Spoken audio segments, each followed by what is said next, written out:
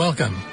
This is Dr. Michio Kaku, Professor of Theoretical Physics at the City College and the Graduate Center of the City University of New York.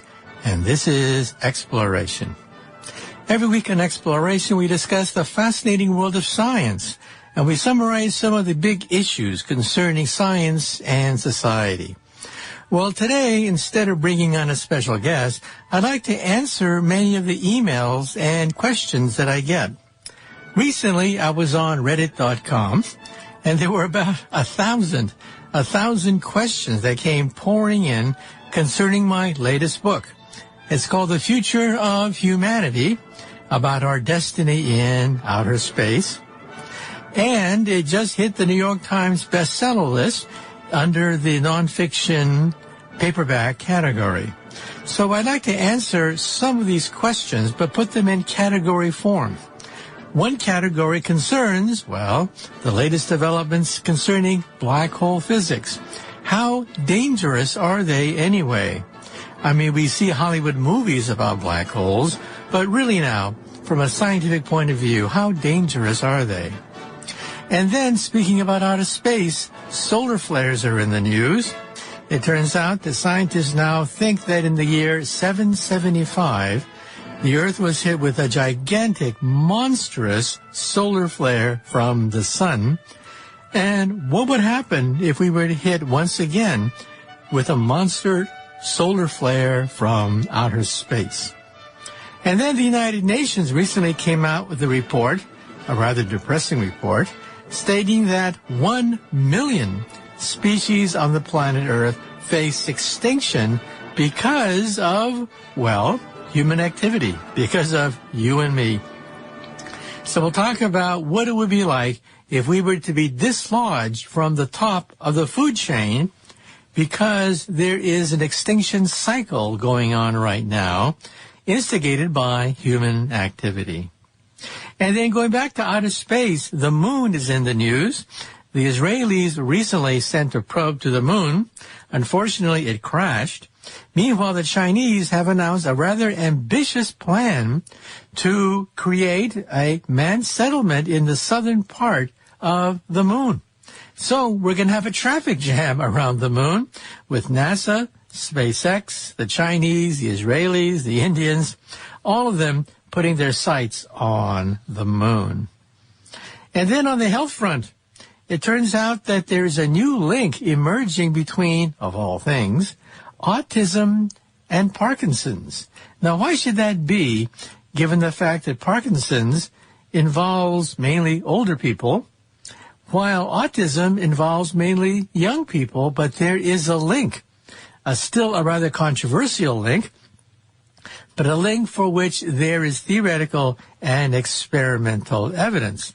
So we'll talk about a radical new theory of autism and Parkinson's, which is now being tested in the laboratory. And speaking about DNA, some people ask me the question, what are some of the strangest stories, breakthroughs being made in DNA and medical research? Well, let's just jump right into some of the questions that I get. One set of questions, of course, is about black holes because of the fact that we now have a picture of a black hole at the center of the galaxy M87, a monster black hole. It weighs 6.5 billion times the mass of our sun. But the question is, how dangerous are they anyway? Well, the black holes that we're talking about are galactic. They are not dangerous because, first of all, they're thousands of light years from Earth. The black hole in M87 is about 55 million light years from the planet Earth. In the center of our own galaxy, we have the one in the constellation Sagittarius. That black hole in the center of our own backyard is about 20,000 or so light years from the planet Earth. And we basically orbit around the event horizon of the black hole. If you were to fall inside the event horizon, you would be crushed. But as long as you orbit outside the black hole, there's no problem at all. And that's why the sun and the solar system are not eaten up. However, that said, we have to also point out that recently scientists have discovered wandering black holes that could actually sneak up on you, catch you by surprise, and then eat you and not even burp. These wandering black holes are the remnants of individual stars, not galaxies, but stars that are massive enough so that when gravity crushes them, they form a black hole. And they are wandering. How do we know they're wandering? Because they're invisible, of course, right? So how do we know that one black hole is sneaking up on you? Well, first of all, maybe you've seen the movie Predator with Arnold Schwarzenegger. In that movie, we have an invisible monster, but you can see the outline of the monster as it moves in front of, let's say, mountains and trees and forests. You can see the distortion, and the distortion looks very much like a human figure. That's how you locate the predator. In the same way, we locate wandering black holes by looking at distortions of starlight as it moves in front of a star. That's how we know that these wandering black holes are really there. And then we plot them. And then we realize that these wandering black holes are wandering in the disk of the Milky Way, but they're off the plane, and they probably will not intersect our solar system. Because if they did, it would create havoc. Now, what could happen if one day we are approached by a wandering black hole, a different one that catches us by surprise? Well, it wouldn't be pleasant. First of all, the black hole would encounter the Oort cloud of comets surrounding the solar system at a distance of about a light year. And then you would see comets and fragments of comets and debris being scattered in all directions. You would begin to see the fact that something is approaching you. And then even like planets like Pluto could be flung into outer space. And because it's a star we're talking about the star being big enough to even fling Saturn and Jupiter into outer space, Mars included, and of course the Earth could be eaten up in the process. Now, this black hole would probably weigh perhaps 5-10 times more massive than our sun, and in principle could eat up the Earth, Mars, Mercury, and even the sun itself if it were to get too close. Now, again, we don't think this is going to happen anytime soon, but it's something that cannot be ruled out. Because even though galactic black holes are more or less stationary, even though we orbit around them at a very safe distance, we have to worry about the unexpected, and that is a wandering black hole that could literally catch you by surprise and have you for lunch and not even notice. And speaking about outer space, there was a new discovery recently going through the ancient records of carbon-14 showing that in the year 775, something dramatic happened. It happened not just in one place, but around the entire surface of the Earth. There was some kind of radioactive activity in the year 775. Well, scientists analyzed the record, and they did find references to some ancient texts saying that there were weather distortions in 775. At that point, some astronomers said, aha, solar flare. A gigantic solar flare hit the Earth in the year 775. It didn't wipe out humanity because we didn't have electronics back then. And we had another one in 1859, which was well documented. That's the Carrington event. Carrington was the astronomer who was observing the sun when he realized that there was a tremendous explosion on the sun with radiation pouring out. And yes, shortly afterwards, this radiation hit the Earth, causing all sorts of atmospheric disturbances. Northern lights were seen as far as Cuba. Telegraph wires spontaneously bursting into flames. Now, back then, in 1775 and also in 1859, we didn't have any electronics except telegraph wires. And so that was the extent of the damage. However, with modern technology, we can now estimate what would happen today if such an event were to happen once again. And the results are not pretty at all. We're talking about our satellites being knocked out, which means the internet, telecommunications would be destroyed, astronauts would be endangered, satellites, astronauts, rockets in space would all have to be put on alert, and on the Earth, power stations would be short-circuited, meaning that there would be global blackouts. Rescue crews will not be coming because the rescue crews themselves have power blackouts. Food riots could happen within days because without electricity, food will decay very rapidly. And food riots could burst out as people race to the store and clamor for whatever foods are left. Well, now that we've been alerted about the dangers of these things, the first question is, well, how often are they? And second of all, what can we do about it? Well, we now realize that potentially these things happen much more frequently than we previously thought. Not just 1 in 1,000 years, but every few decades. A gigantic solar flare on the scale of the Carrington event happens, but we dodged the bullet. In other words, many of these solar flares originate from the sunspots. The sunspots on the surface of the sun are like gigantic storms, but they're also like the gun barrel of a rifle. They shoot out gigantic coronal mass discharges, solar flares, but most of the time they miss the Earth. So the Earth is like a sitting duck out there in outer space with a rifle being pointed at it that rotates with the rotation of the sun. Now, because there's so much real estate out there in outer space, for the most part, when the solar flares erupt out of a sunspot, the ejection of coronal mass misses the Earth. But once in a while, there's a direct hit, causing tremendous havoc to the atmosphere and to the levels of radiation on the surface of the Earth.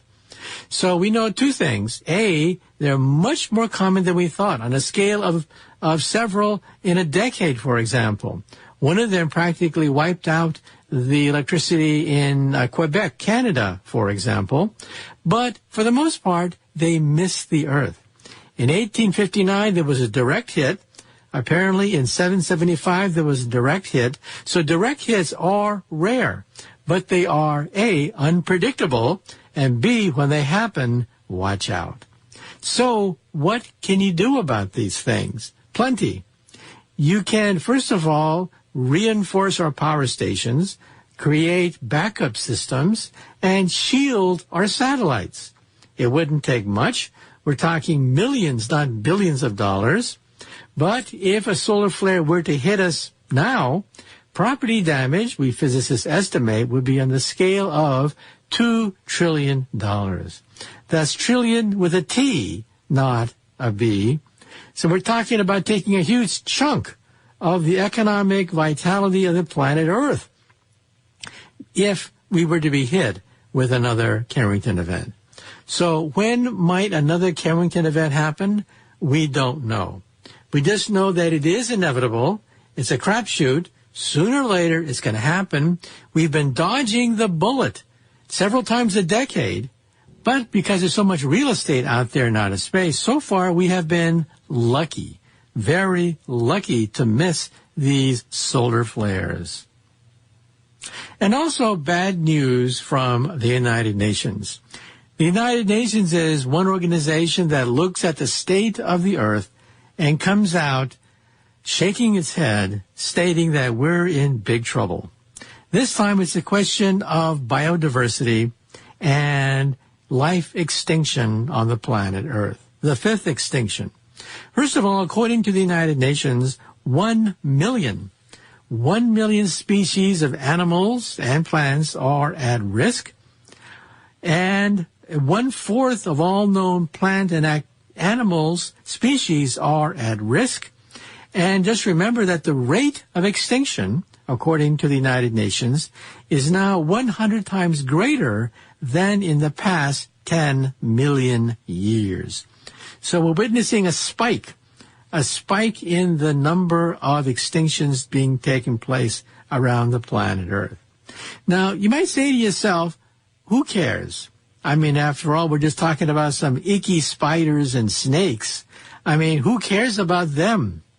Well, you have to realize that there is a food chain. We're on the top of the food chain, and it wouldn't take much to dislodge us from our exalted position in the top of the food chain. For example, at the very bottom of the food chain, we find the oceans.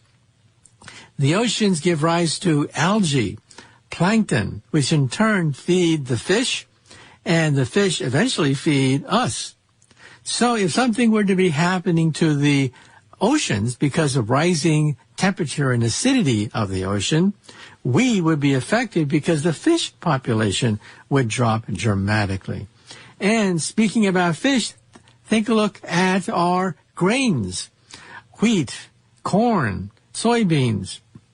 If there was a disruption in the weather, we could see a collapse in the food chain that feeds the planet Earth.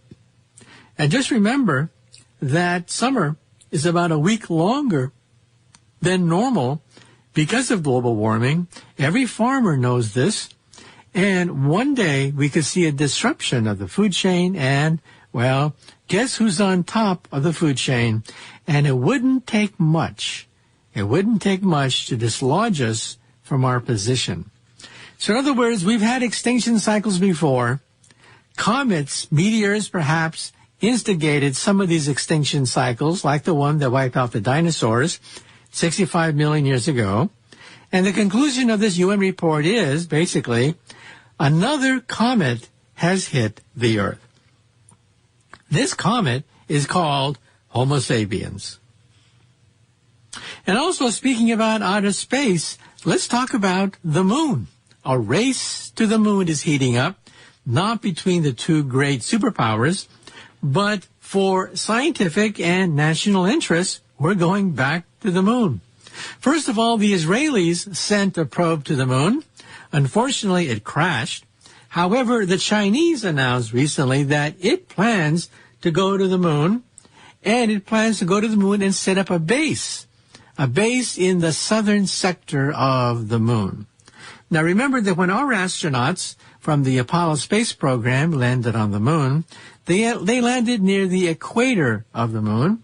The Chinese have announced that they plan to use the Long March rocket to send their astronauts to the moon to build a base in the southern part of the moon, which has not been explored that much. Now, we should also point out that the Chinese space program is quite methodical. They are basically playing copycat to the United States and the Russians, methodically going step by step by step. First, they send rockets into outer space to establish the trajectory of their satellites. Then they send astronauts orbiting around the Earth. Then they send a space station into outer space with their astronauts. Then they send unmanned probes to the moon. And finally, they're going to send taikonauts, that is humans, to visit the moon and plant the Chinese flag on the moon. Now, not to be outdone, we're going to have a traffic jam around the moon because NASA also intends to go back to the moon after a 50-year gap.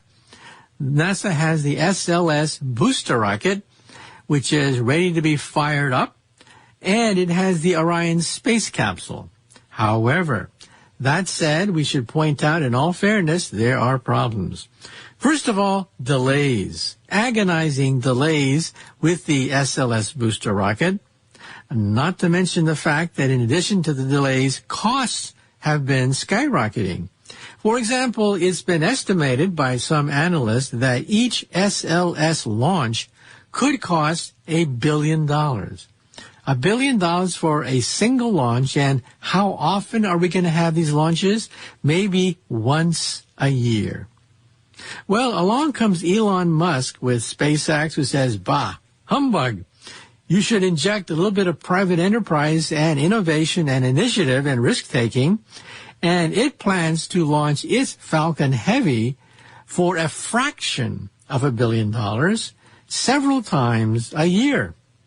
Well, we'll have to see whether or not the boast is carried out, but we should also point out that Jeff Bezos of Amazon, formerly the richest man in the world, has endowed an entire spaceport in Texas, and he wants to launch his rockets into outer space and the moon as well. He's planning the new Armstrong rocket, a moon rocket, and we could be seeing a traffic jam around the moon. Prices in the meantime are dropping dramatically. For example, if you take your car and commute to work, and after one trip you junk your car, why, it would cost a fortune. It would cost a fortune a car each time you go to work. Well, that's the space program. Every time we shoot a missile into outer space, what do we do with the missile?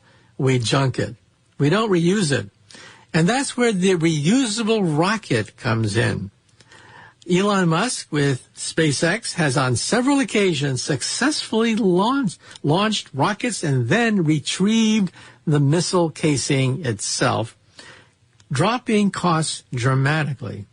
And that's why SpaceX says that it could launch the Falcon Heavy several times a year at a fraction of $1 billion, which could create a whole new game changer with regards to the economics of space travel.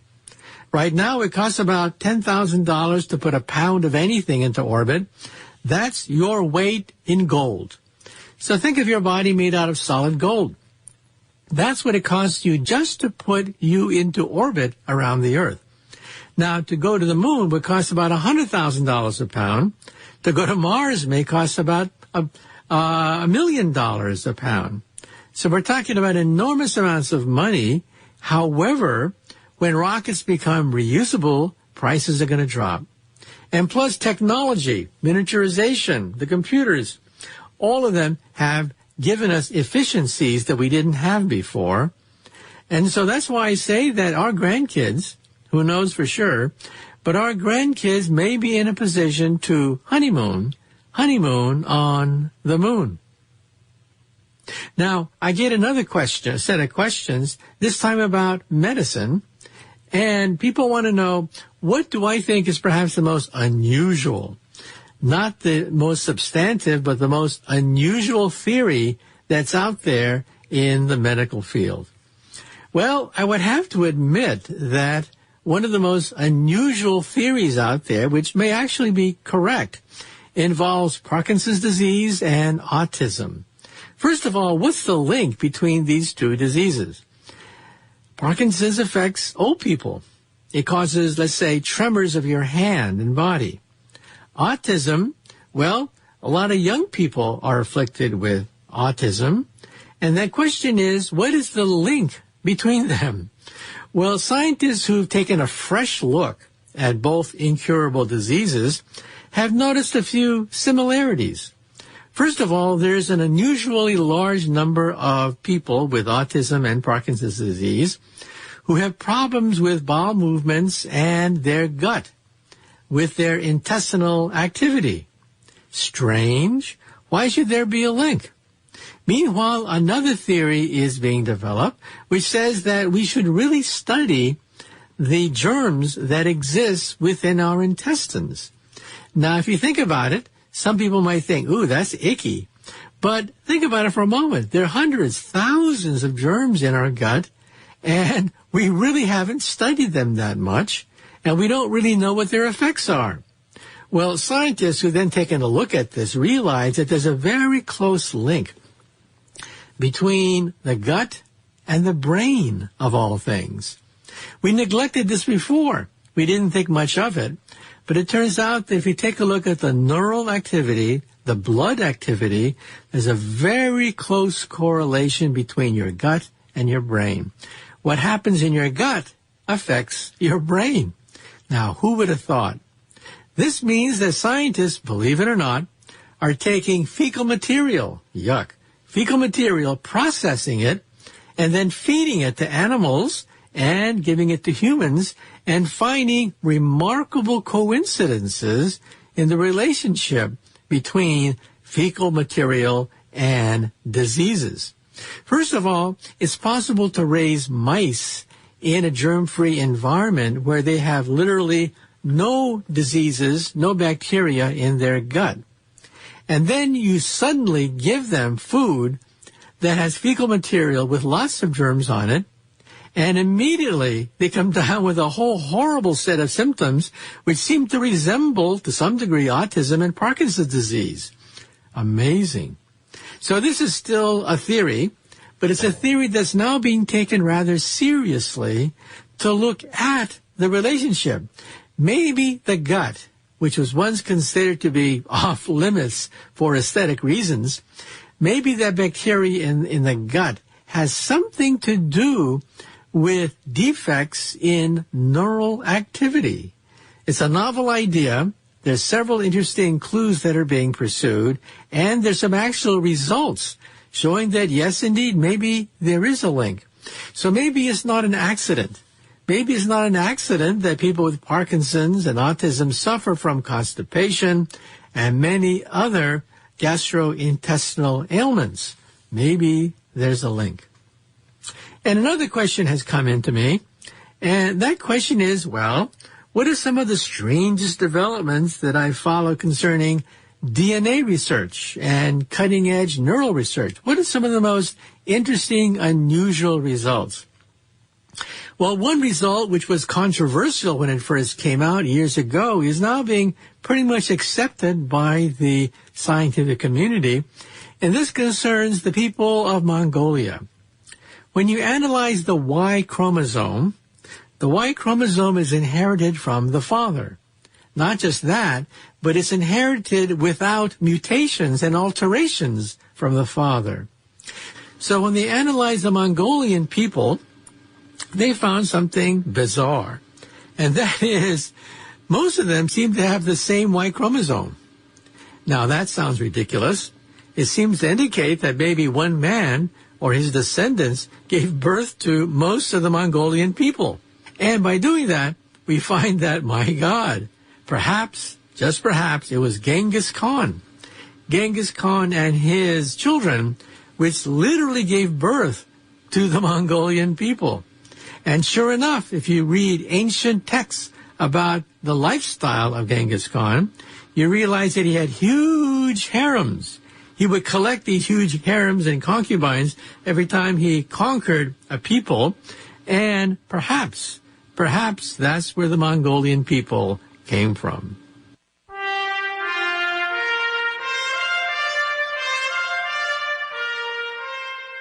That's it for the first part of Exploration. And in the second half of Exploration, we're going to continue our discussion of genetics. We're going to bring on one of the world's leaders in genetics. This is a man who literally brought back a near-extinct species from extinction. So it's possible that one day we may be able to bring back Ice Age animals like the mammoth back from extinction. This is something that's being actively discussed now in the scientific community. It's no longer just speculation.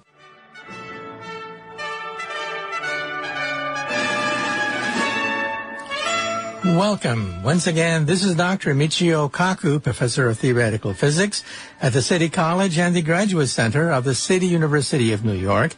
And this is the second half of Exploration. In the first half of Exploration, we answered a lot of questions that I get, and we had a series of questions about DNA and life. Well, with us today in the second half of Exploration is Robert Lanza.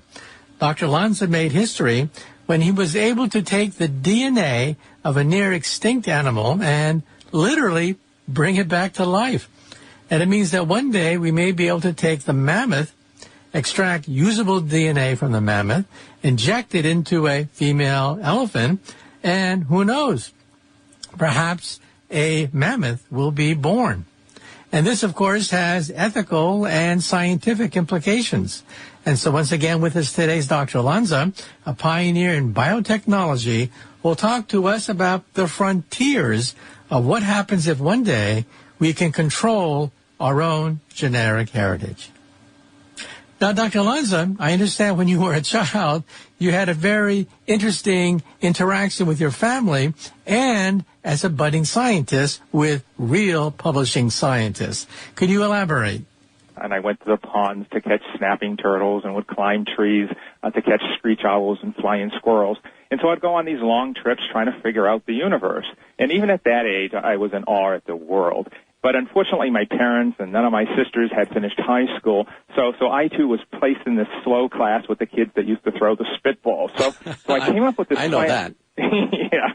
So I came up with this plan to prove myself, and actually at that time, Watson and Crick had just cracked the genetic code just a few years earlier. So I decided to carry out what amounts to genetic engineering. As a kid? Yes, I was actually a teenager. I was around 14. And I had actually seen a black squirrel, and so I wanted to see whether I could make it albino or vice versa. And so I went to my biology teacher, and he told me that it was impossible, and everyone laughed at me.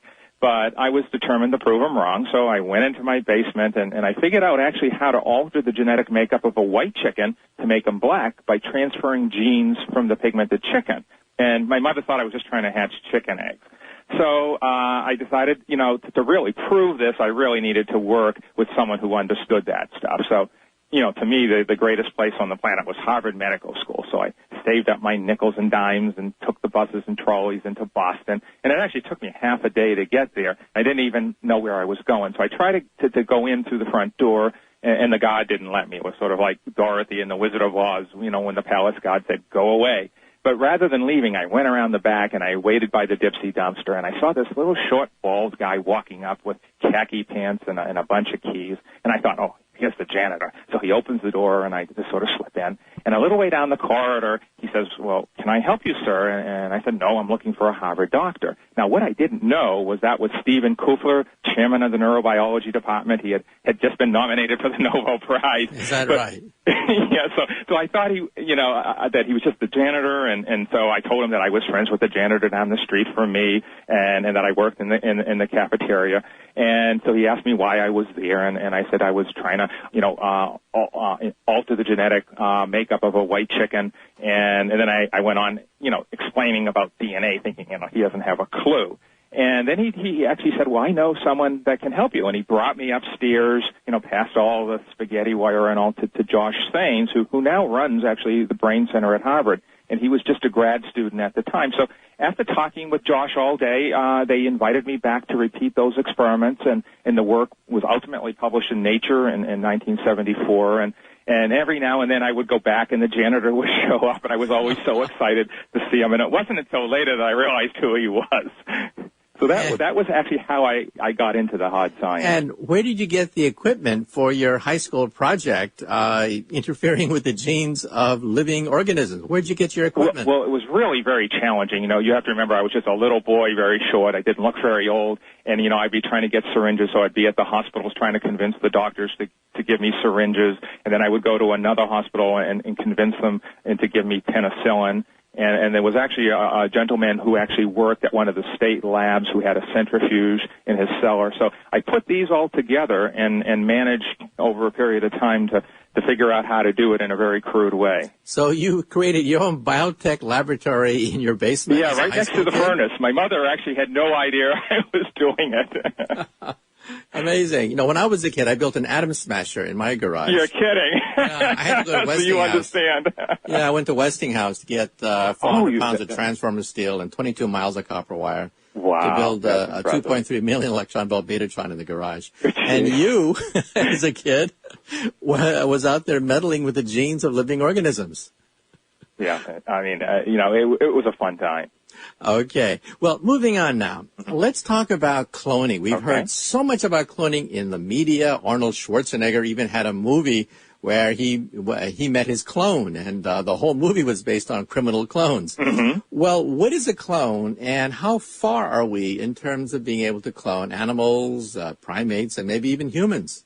Well, cloning is conceptually very simple. You basically take the cell from the animal you want to clone and put it next to an empty egg that has had all of its DNA removed. And then you send an electrical charge through the two cells, and they fuse. So when the cells fuse, the DNA from the cell you want to clone is dumped into the empty egg. And another approach is just to inject the DNA directly into the empty egg.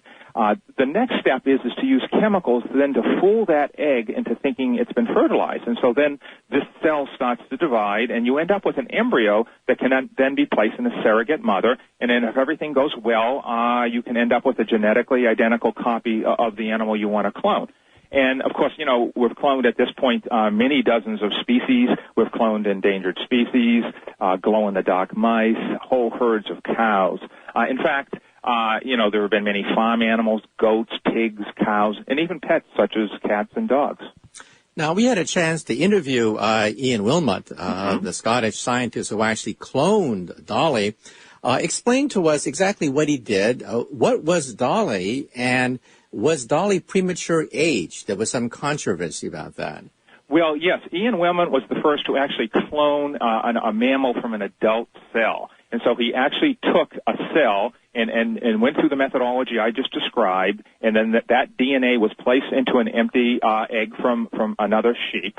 And when Dolly was born, everyone thought, because of the length of the telomeres, and these are the ends of the chromosomes that determine how many times a cell can divide, we all thought that cloning basically, Dolly was basically an older sheep, in disguise.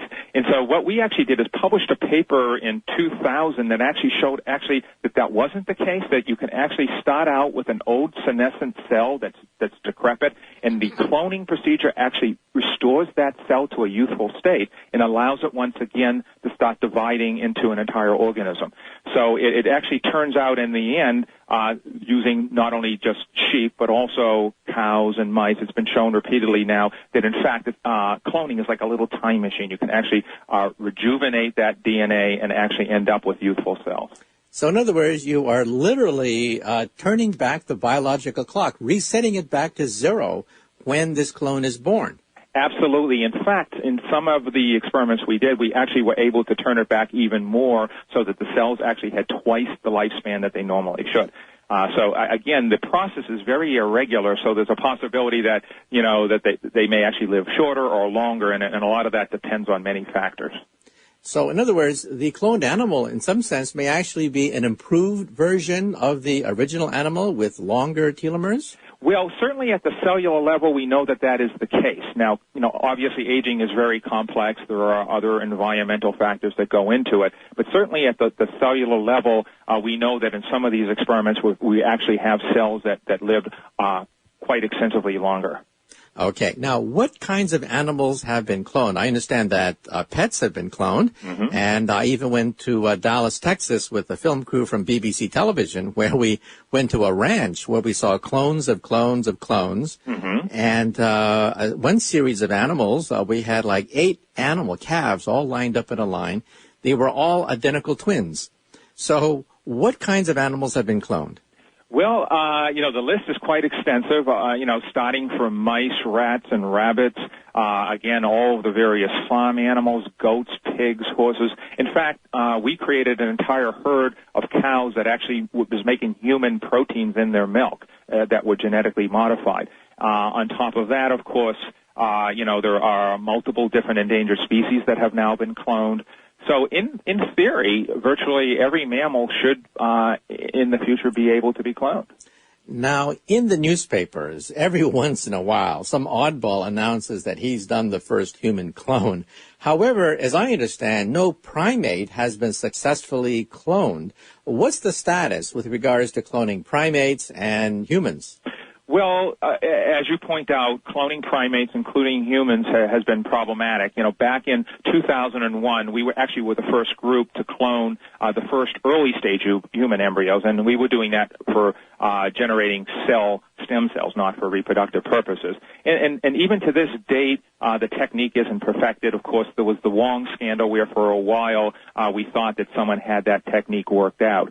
In fact, just a few months ago, we published a scientific paper where we showed for the first time that human cloning can't actually successfully reprogram human cells back to a normal embryonic state, and we're still working on that.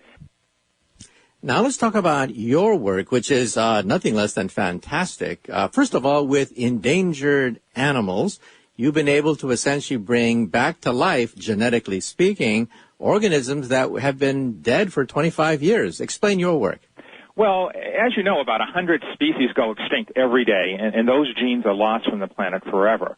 And so seeing that we're the ones that cause most of these extinctions, a while back I thought that, well, perhaps, we had some responsibility to see if we could use some of our tools the best we can to reverse that. So back in 2000, I actually decided I would try to clone a gaur, which is an endangered ox-like creature from Asia, and it had been hunted almost to the verge of extinction. And I actually got some cells that from an animal that had died a few years earlier, and tried to clone it using ordinary domestic cow eggs. And many of my colleagues said that, well, Bob, that's impossible. You can't get a clone. You can't clone one species using the eggs from another species. And it turned out we actually were able to generate a beautiful little baby gaur embryos. We actually sent them off to Iowa by FedEx Overnight Express, and they were implanted into ordinary farm cows. And 9 months later, we got a baby gaur, which we called Noah. It was born alive, walking around and bellowing. But then a couple days later, it died of dysentery. So everyone said, see, Bob, it doesn't work. So I went back to the San Diego Zoo and convinced them to, let's give this a try again. So they said, well, we actually have this, what we call stud 391, that died back in 1980, a quarter of a century earlier. And he said, it would be great if you could bring that animal, resurrect that animal, so we could reintroduce that valuable genetic material into our highly inbred group of animals that they had. So they sent me a vial of these cells, and we transferred them into some empty cow eggs, and they were sent off again to Iowa and implanted in some beef cattle that served as the surrogate moms. And we started with 16 pregnancies, and 9 months later we were down to just 2. And so there we were back in 2003. We were secretly gathered out in this farm out in the middle of nowhere, and we were watching this cow give birth by C-section. And I remember, when they started the C-section, there was some splatting of blood, and the vet reached in and pulled out from the mother's belly, these 2 small hooves. And when they started to massage it, suddenly its eyes opened and its ears started to wiggle, and it let out this big bellow, and everyone applauded. And the whole thing was so surreal. Here we were out in a farm in Iowa watching a beef cow give birth to this exotic endangered animal that's normally born in the bamboo jungles of Southeast Asia. It was really exciting. Now, since then, I guess many other people have followed in your footsteps, right? So I guess many endangered animals have been brought back. Yes, that is correct. And just recently in South Korea, I understand that they cloned an endangered wolf. The hope is we've actually been in dialogue, with some folks in China about the giant panda, but also too, work is now going on to clone cheetahs and even the extinct Bukato mountain goat. Now, I understand that the competition is so fierce that in South Korea, one of their leading researchers was tempted to commit fraud and basically faked all his papers, claiming these fantastic results. Could you elaborate? Yeah, actually, back at the early part of this decade, we actually, there was an article on the cover of Wired where we were on the verge. We actually had cloned a pretty advanced stage human embryo. And at the time, everyone thought it was eminent that we were going to be publishing, actually creating stem cells.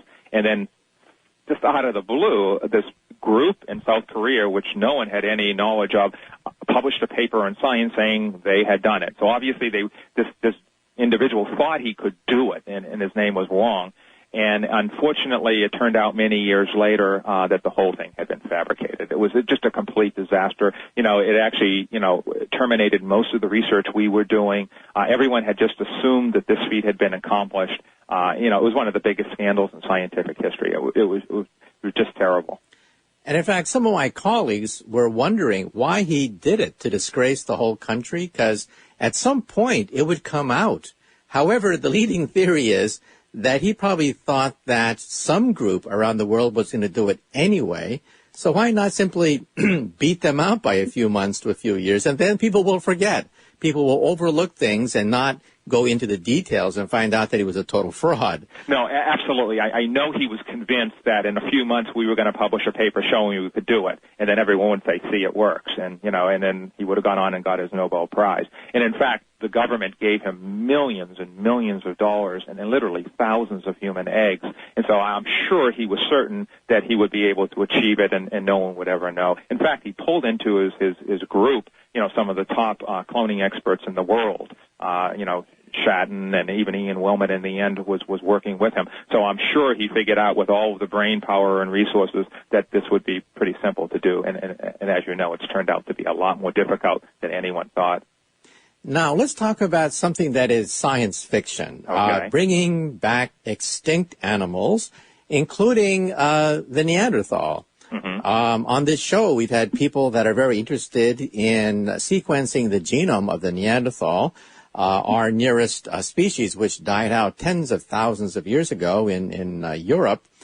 And believe it or not, they expect the full genome of the Neanderthal to be sequenced in the coming years. And there's talk about maybe bringing back the Neanderthals. Any comments? Yeah, I think that, on many of these, extinct species, including the Neanderthal and dinosaurs, that at some point in the future we may have that technology. I think, even today, I know, like, for instance, when you come to my house, I have this 6-foot brontosaurus bone that weighs 800 pounds, and it's from one of the largest dinosaurs that ever roamed the earth. And the first thing everyone asks me is, Bob, are you going to clone this? And I tell them, you can't clone from stone. You need living cells, or certainly the tissue. And as you mentioned, once we have the genome, we may be able to incorporate that into a living cell. Now, the thing to remember is that it's a little more complicated than that because there's 2 genomes in the cell, the mitochondrial genome, and that has to talk with the nuclear genome. So that presents a bit of a problem because even if you have the DNA for the species itself, what determines you, or the Neanderthal or the dinosaur, you still need to figure out how to get that to be able to interact with the maternally transferred genetics. So again, I always say that you're not going to be seeing dinosaurs in your backyard anytime soon. Again, the Neanderthal tissue, as well as the mammoth that was unearthed a few years ago, you have to realize that after years of freezing and thawing, that there have been holes poked in the animal's DNA. And right now, molecular biologists don't know how to fill in the gaps. And the same thing applies, I think, to the Tasmanian tiger, which died out in the 1930s in Australia. But I think someday we are going to learn how to either sequence the entire genome or to repair the DNA. But again, that's going to be many years off. Now, with the woolly mammoth, we've actually had several people involved in that project on exploration, and they tell me that if you extract DNA from the carcasses of these animals that died thousands and thousands of years ago in Siberia, you just get fragments, little pieces here and there all over the place, and it's pretty hard to make sense out of it. However, with computers, we're going to get very good at putting pieces together and having the computer put the jigsaw puzzle together. So what do you think? Maybe one day a computer using what is called bioinformatics, you think they may be able to piece it together using, let's say, a blueprint of an elephant genome? I think absolutely. I think we have a lot of tricks in our toolbox, something known as homologous recombination, which would allow us to go in and splice the genes right in precisely where we'd like them. And there are some newer techniques evolving. And then, of course, you would require a very powerful computer, seeing that I think someone once compared it to shredding up the New York phone directory into little pieces and then having to reassemble it. But with computers, as you know, they're very powerful, and we're discovering new tricks. So I think sometime in the future, yes, that we definitely should be able to do this. Now, about 2 months ago, I did a book tour in London, and I went to Oxford. I had dinner with Richard Dawkins, one of the leading biologists in the world. And he's on record as stating that perhaps one day we'll be able to take the genome of a human, compare it to the genome of a chimpanzee, analyze the genes that are different, and then with a computer program, interpolate between them in order to get the best approximation for the genome of the missing link, Australopithecus. Now, of course, he says this is an outrageous idea. He's very careful to say that, but it's an idea that can't be ruled out. You have any thoughts about such an outrageous idea as one day bringing back not just a Neanderthal, but the missing link? I think all that is possible in the future. There's no question about it. Once we have the tools to manipulate the genetics, already today we know how to knock out genes, for instance, to increase the muscle mass of an animal to twice its original amount. So I think we already have some of those tools, and we're adding them very quickly. So yes, I think it could be done, but as you mentioned, I think there's this ethical concern that it will probably prevent it from occurring. I mean, even when we, generated the first cloned embryo, even for medical purposes, I mean, it was a huge outcry. It's very, very controversial. So, yes, in theory, I think we will eventually have the scientific tools to do it. The question will be, should we? And speaking about ethics and the dark side, maybe you saw the movie The Island. In that movie, it's a very dark plot. People find out, much to their shock, that they are actually clones of a real person. They didn't realize that they were imposters.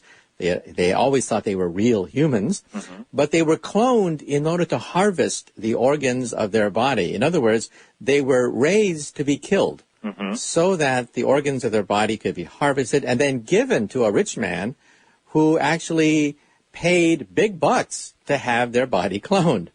Now, of course, you can't clone memories. That's not possible.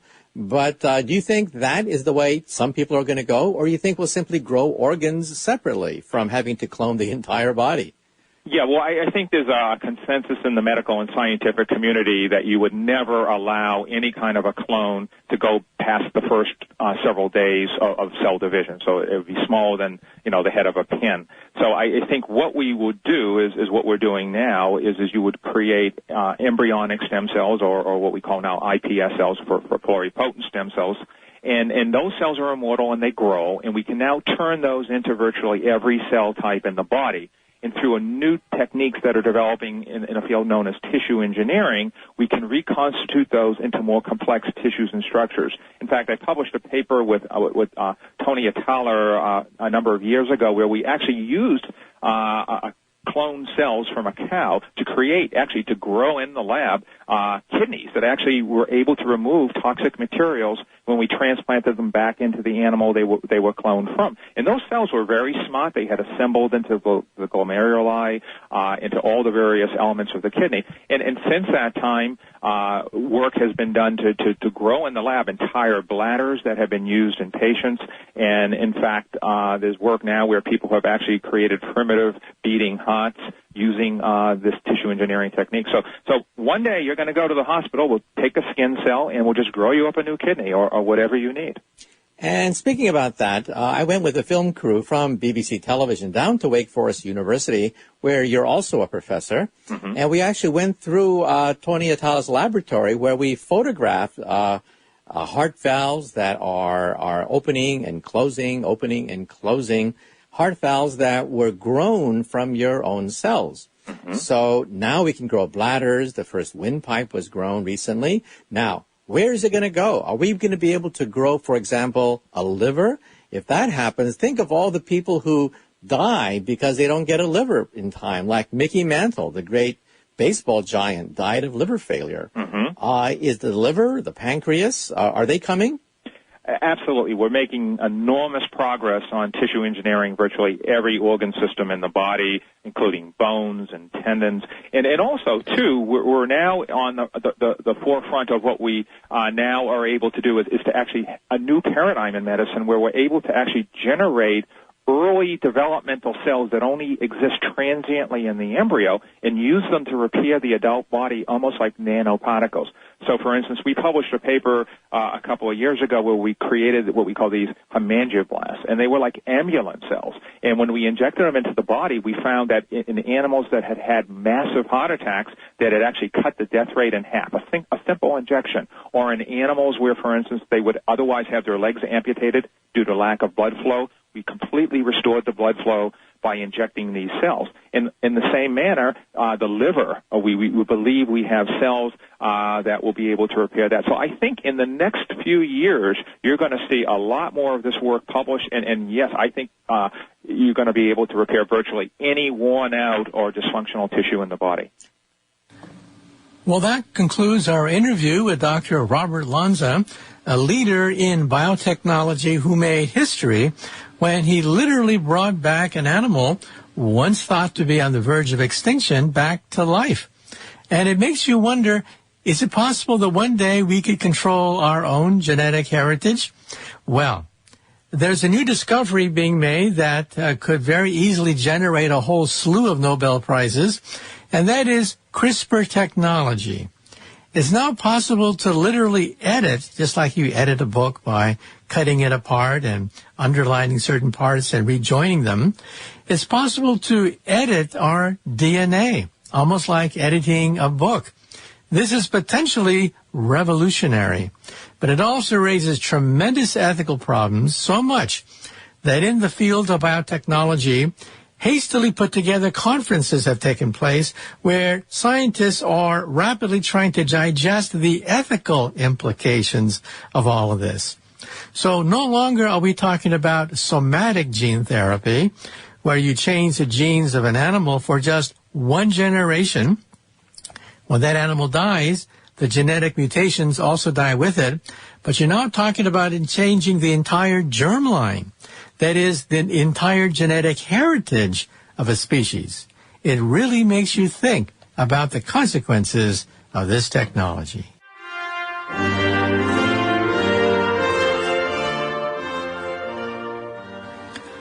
Well, I'm afraid that's it for Exploration. Once again, this is Dr. Michio Kaku, Professor of Theoretical Physics at the City College and the Graduate Center of the City University of New York. And you've been listening to Exploration. Join us every week on Exploration when we discuss the impact of science on society. Good day.